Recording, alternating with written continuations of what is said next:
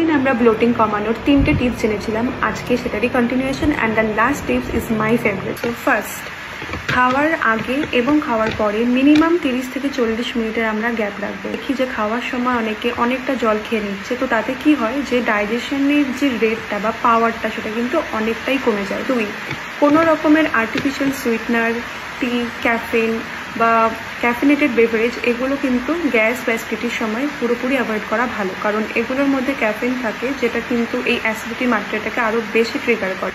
3, gas producing যে সমস্ত ফুডগুলো আছে সেগুলোকে আমাদের আইডেন্টিফাই করতে হবে এবং সেগুলোকে এই সময়ের জন্য এলিমিনেট করতে হবে। And 4th, the favourite thing which is the ajwain জিরা সফট ওয়াটার। 1/2 টিস্পুন আজওয়াইন মানে হচ্ছে জোয়ান, 1/2 টিস্পুন জিরা এবং 1/2 টিস্পুন সফ বা মৌরি এটা নেবে, নিয়ে 1.5 গ্লাস মতো জলে ওটাকে ভেজাবে, ভিজিয়ে সামান্য ওটাকে একদম মিডিয়াম ফ্লেমে ওটাকে একটু হিট করে নিতে পারো।